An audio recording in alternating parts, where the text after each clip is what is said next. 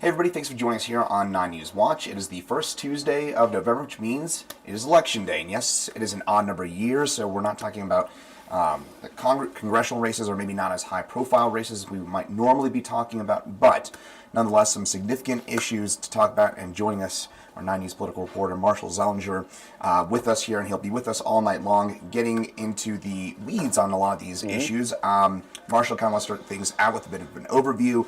What are the big races that you're watching for here tonight? So no matter where you are in the state, you will have had 3 ballot issues that everyone has on their ballot, which is Amendment 78. There's so many, I always lose track. Amendment 78, Proposition 119, and Proposition 120.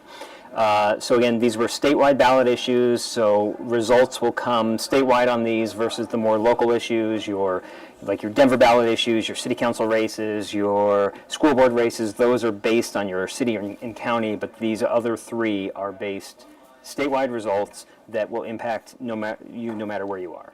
Okay, so those are the big ones to watch for, and we're going to get more into those here in the next few minutes. Now, we've got a few hours left until polls close.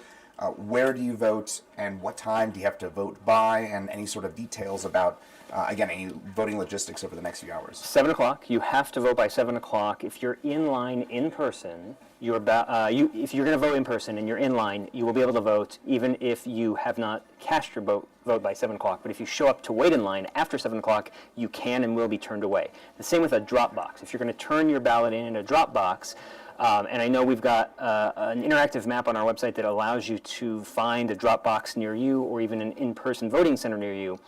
But you have to, and there's the map right there, you have to have the ballot in the drop box by 7 o'clock. If you are walking up toward the drop box, they can and will turn you away. If you're in line, because there is a line at the drop box as people are dropping them off, I believe the discretion is to let you vote because essentially you are in line waiting to vote. But if you are down the sidewalk, running toward the ballot box, and you have not dropped off your ballot by 7 p.m., they will lock it. They, being the election judges, will lock it, and they are rightfully so to do so because you have had 22 days to vote. And this interactive map that we have on our site that you're looking at a sample right now, the boxes, and that's Denver, by the way. Yeah. So these are just, and by the way, I know some clerks don't like us to say this, but you can drop it off in any drop box, even if it's not your county, because there is a reconciliation after the election. So I'm interjecting a lot here. If, let's say you live in Denver and you put it in an Arapahoe County drop box, tomorrow or the next day, it will be reconciled where counties swap ballots to make sure they get to where they were supposed to live. That's why official election results don't happen for 8 or 9 days after the election. There's many reasons for that. One of them is making sure the ballots got to where they were supposed to get. Another is if you forgot to sign your ballot, or if you forgot to sign your envelope, or if there is a discrepancy with your signature, you have 8 days after the election to solve the issue. You will get a letter in the mail, maybe you'll get a text, and then you can sign, and some counties do it digitally, that says, yes, that was my ballot, that was my signature, I attest that I really did turn this in. And that's why official results are not for a few days after at least 8 days after the election. Plus, if it's a close race and it's dozens or 100 or so votes in either direction, candidates can go to your door. They can get a list of people whose signatures didn't match and say, hey, you turned in your ballot, your vote wasn't counted because there was an issue with your signature. If you sign this and you really did vote, sign this saying you did vote, that was your signature. And then results can start to add up and possibly sway one way or the other in a close race. But that website shows where you can drop off your ballot, or if you still want to vote in person, the VSPCs, where you can do the old school touch screen, or I think you can still fill out your mail-in written ballot at a kiosk area there, or you can do it digitally. This reminds me of something you've been saying for, I think you tweeted this morning, was saying that today is not Election Day. Election Day is, 22 days old? You just alluded to that a second ago. So you've had a lot of time to vote, but you still got a couple hours here until about 7 o'clock tonight. And then you've got, again, you mentioned all the rules. By the way, anecdotally quite interested by the fact that you can vote in different precincts, especially Denver. If you live, for example, right on Sheridan Boulevard, you could go right over to Edgewater or to Wheat Ridge or to Lakewood and vote there. But with that in mind, as a relatively casual observer of Colorado politics over the last few years, something that always strikes me is that about 7:15, it feels like each year you get this big dump of votes, and you have a pretty good idea by about 7:30 or so how things may be leaning. A, will that be the case this year? And B, when do you roughly expect that we'll have an idea about how some of these measures may be leaning? I know ballot results will be known at 7:01, and in most counties that are ballots that have been turned in through Monday night. So ballots received, even when they're dropped in a drop box, get collected by the county clerks. They go through the election office. Your envelope is scanned to show that you have voted. Your ballot is taken out and then put in a pile. And from then on, no one knows what ballot came from what envelope. So that's how secrecy works. Your ballot, your envelope is scanned that says, yes, you voted. Envelope goes over here, ballot goes over here. Suddenly, nobody knows whose ballot was whose. And that's the privacy issue.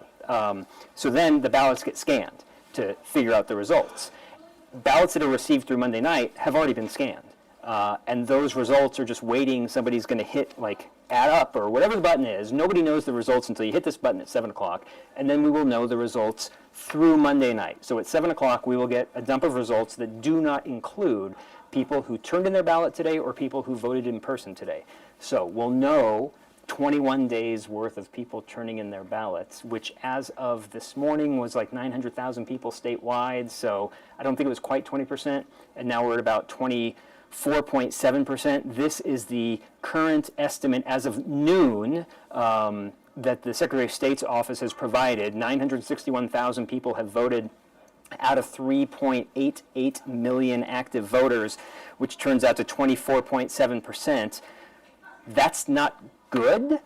In an odd year, that's really low. And just in general, like we had, I should have had the number, it's 75 or 80+% active voter participation in last year's presidential election, and presidential elections are always the highest turnout, but this is a significant drop. And what you're looking at on the left side of the screen here are by age and by party. So on the far left, the group that has voted the most are people 65 to 74. And I'm going to pull this up closer so I can see. The far left on that 65 to 74 indicates I believe that's Democrat voters on the far left. The middle are Republican, and the right are, no, I have this backwards. The purple are unaffiliated, of course. The red are Republican, and the blue are Democrats. And then you can see there's a little bit of yellow for Libertarian. But on the far left, the most people who have voted are 65 to 74-year-olds, and then next to that, 55 to 64, 75 and older. The theme is, if you are a youngin', you cannot complain about the results of this election because you have not participated. So if you, this is just, I'm going to opine for a minute. If you want to complain about the results, vote. And if you didn't win, complain that your side didn't win. But if you're going to complain and you didn't vote, take your complaint somewhere else because you didn't bother to cast your ballots. End of commentary. Get off my lawn, says Marshall. But here, I would say, by the way, to your point, last year, Colorado had the second highest turnout of any state behind Minnesota with 76.4% turnout, 86.5% amongst active voters. That's a stunning number. That last year, more than 3 out of 4 eligible voters voted, and then amongst the registered voters, you're talking about 5 and 6. So that's a huge number, but this year, we're just not seeing that. Any inkling or reasons as to why? And do you think it'll pick up over the next year? Odd year elections are always low. Just they don't have the same people. Like you've either got a Senate candidate or Congress or a president or a governor or people that create more buzz. In the odd year, I would argue this might be more impactful because you've got the local city council races, you've got local school board, you've got sales tax, property tax questions, things that really impact how much you're going to pay because of where you live and the services you get based on where you live. Do you want your city or county to have enough money to plow your road? That's a question that might be on your ballot. Or dictating how much can go in certain places. Like it's at the local level, the odd year is important, and the drop-off is, it's both because it's not as quote-unquote sexy, and secondly, it's confusing. Like, I do this for a living, and it takes me hours of research to read through these ballot issues and to know exactly what we're voting on, and some of it's by design. The ballot language is confusing. in some parts because of TABOR, and odd year elections are TABOR years, Taxpayer Bill of Rights, passed in the early 90s. Part of it, or the big chunk that people remember, is that you have to vote on any tax increase. So the people get to vote on any tax increase instead of lawmakers just doing it for you. But it also came with a caveat of how ballot language exists. So the shall taxes be raised by X dollars amount, and like that's on purpose. It has to be worded that way. I would say it's confusing.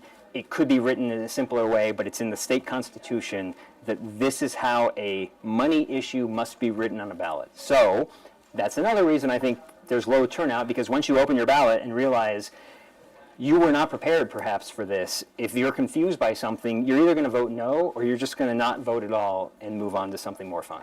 I can tell you anecdotally, last night my girlfriend at the dinner table spent over an hour filling out her ballot, and there are a few unfamily-friendly terms used in the middle of that. So to that point, it's interesting with the TABOR background. It's in the state constitution, so you need, I believe, what is it, 2/3 override to get rid of TABOR. Long story short, it's basically entrenched in the state constitution, has been for almost 30 years.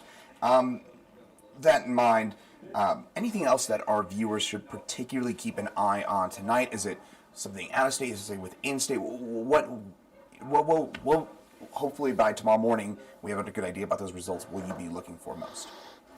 Colorado is well known for leaning liberal for its candidates and conservative for its ballot issues. So from a city council, school board standpoint, I'd be interested to see which candidates win versus the money issue. So the Amendment 78, Proposition 119, Proposition 120.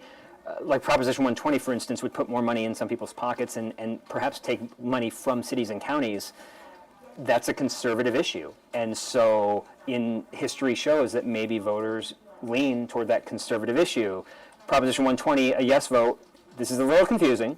It would lower the property tax assessment rate, which is part of the equation that determines what your property tax is.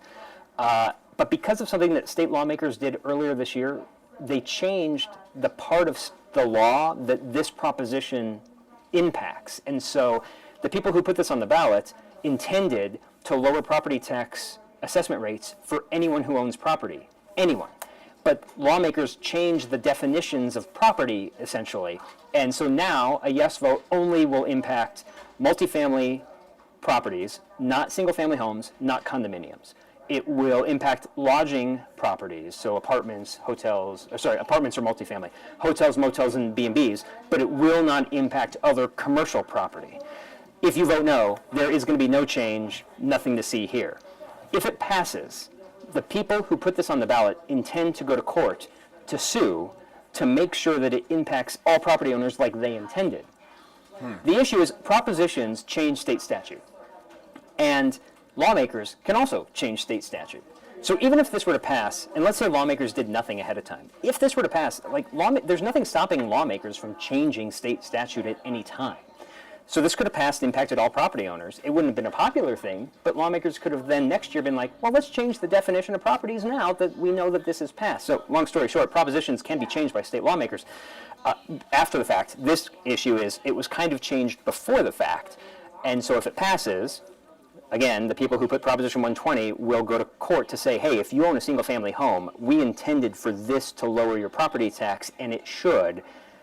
Right now, if it passes, it won't until it goes to court, and perhaps we'll find out if a judge says, yeah, they intended it to impact everybody, and it's going to impact everybody. If you're confused, I'm sorry. I try as best as I can to summarize and dumb it down, but just know if you're voting yes, you're voting for part of the equation for the property tax assessment to go down, which would likely lower your property tax rate. And just know there's a caveat that at the moment, it won't impact all property owners, but it perhaps could. I got one final kind of potentially a little bit prying question here. Is there one ballot or one issue to watch for that may be a bit more partisan than the others that may gauge a sentiment about where the mood of Colorado may be right now?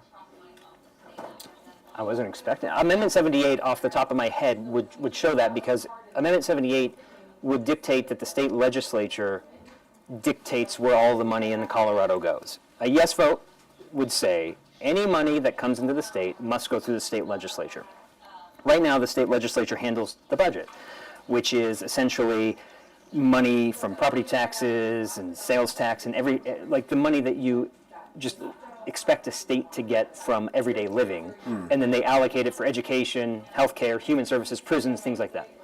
But this deals with, hey, let's say Congress gives more COVID money to the state, or there's a legal settlement over another tobacco issue. That money is not funneled through the state legislature. So in those two examples, the governor last year allocated how COVID money was going to be spent without going through the state legislature. I'm sure there was some behind the scenes talking with some leaders of the state legislature, but he did it through an executive order. And then the Attorney General handles legal settlements. So there's a tobacco settlement or a drug company settlement that the Attorney General decides where and how that money goes.